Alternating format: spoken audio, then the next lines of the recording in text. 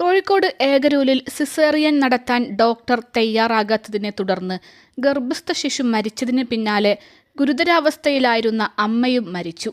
ചികിത്സാ പിഴവ് മൂലമാണ് അമ്മയും കുഞ്ഞും മരിക്കാനിടയായതെന്നാണ് ബന്ധുക്കളുടെ ആരോപണം. ഏകരൂർ ഉണ്ണിക്കുളം സ്വദേശി ആർപ്പറ്റ വിവേകിന്റെ ഭാര്യ അശ്വതിയും കുഞ്ഞുമാണ് മരിച്ചത്. വ്യാഴാഴ്ച പുലർച്ചെയാണ് കുഞ്ഞ് മരിച്ചത്. ഗുരുതരാവസ്ഥയിലായിരുന്ന അശ്വതിയെ കോഴിക്കോട്ടെ സ്വകാര്യ ആശുപത്രിയിലേക്ക് മാറ്റിയെങ്കിലും വൈകിട്ടോടെ മരിക്കുകയായിരുന്നു. ഗർഭസ്ഥ ശിശുവും അമ്മയും മരിച്ചത് ചികിത്സാ പിഴവ് മൂലമെന്ന പരാതിയുമായി കുടുംബം രംഗത്തെത്തി. ആശുപത്രിക്കെതിരെ കുടുംബം അത്തോളി പോലീസിന് നൽകിയ പരാതിയിൽ പോലീസ് അസ്വാഭാവിക മരണത്തിന് കേസെടുത്തു. ആശുപത്രി അധികൃതരുടെ ഭാഗത്തു നിന്നുണ്ടായ പിഴവാണ് അമ്മയുടെയും കുഞ്ഞിൻ്റെയും മരണത്തിന് കാരണമെന്നാണ് കുടുംബം ആരോപിക്കുന്നത്. ഇന്നലെ പുലർച്ചെയാണ് ഗർഭസ്ഥ ശിശു മരിച്ചത്. അമ്മയെ ഗുരുതരാവസ്ഥയിൽ കോഴിക്കോട്ട് മറ്റൊരു സ്വകാര്യ ആശുപത്രിയിലേക്ക് മാറ്റുകയായിരുന്നു. ഇന്ന് വൈകിട്ടാണ് അമ്മ മരിച്ചത്.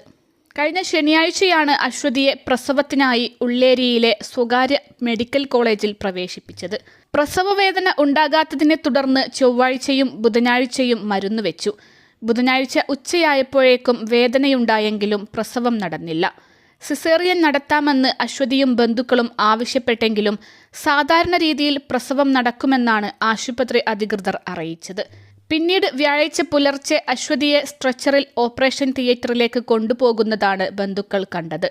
പിന്നീട് ഗർഭപാത്രം തകർന്ന് കുട്ടി മരിച്ചുവെന്നും ഗർഭപാത്രം നീക്കിയില്ലെങ്കിൽ അശ്വതിയുടെ ജീവനും അപകടത്തിലാകുമെന്നും ആശുപത്രി അധികൃതർ അറിയിച്ചു. ബന്ധുക്കളുടെ അനുമതിയോടെ ഗർഭപാത്രം നീക്കം ചെയ്തു. ആരോഗ്യസ്ഥിതി കൂടുതൽ മോശമായതിനെ തുടർന്ന് വെന്റിലേറ്ററിലേക്ക് മാറ്റിയ അശ്വതിയെ വിദഗ്ധ ചികിത്സയ്ക്കായി കോഴിക്കോട്ടെ മറ്റൊരു ആശുപത്രിയിലേക്ക് മാറ്റുകയായിരുന്നു. തുടർന്നാണ് വെള്ളിയാഴ്ച വൈകിട്ടോടെ മരണം സംഭവിച്ചത്. അമ്മയും കുഞ്ഞും മരിക്കാൻ കാരണം ആശുപത്രി അധികൃതരുടെ അനാസ്ഥയാണെന്ന് കാണിച്ച് ബന്ധുക്കൾ അത്തോളി പോലീസിൽ പരാതി നൽകുകയായിരുന്നു. അശ്വതിയുടെ രണ്ടാമത്തെ പ്രസവമാണിത്. കുട്ടിയുടെ മൃതദേഹം കോഴിക്കോട് മെഡിക്കൽ കോളേജ് ആശുപത്രിയിൽ പോസ്റ്റ്മോർട്ടം ചെയ്ത ശേഷം ബന്ധുക്കൾ ഏറ്റുവാങ്ങി സംസ്കരിച്ചു. അതേസമയം കുഞ്ഞിന് 37 ആഴ്ച എത്തിയിരുന്നുവെന്നും രക്തസമ്മർദ്ദം ഉയർന്നതിനെ തുടർന്നാണ് അശ്വതിയെ ആശുപത്രിയിൽ പ്രവേശിപ്പിച്ചതെന്നും ആശുപത്രി അധികൃതർ പറയുന്നു. പിന്നീട് രക്തസമ്മർദ്ദം നിയന്ത്രണത്തിലായി. നോർമൽ ഡെലിവറിക്കു വേണ്ടി ശ്രമിച്ചെങ്കിലും ഫലമുണ്ടായില്ല. ഇതിനിടെ കുഞ്ഞിന്റെ ഹൃദയമിടിപ്പ് കുറഞ്ഞതായി ശ്രദ്ധയിൽപ്പെട്ടതോടെ സിസേറിയനു വേണ്ടി ഓപ്പറേഷൻ തിയേറ്ററിലേക്ക് മാറ്റി.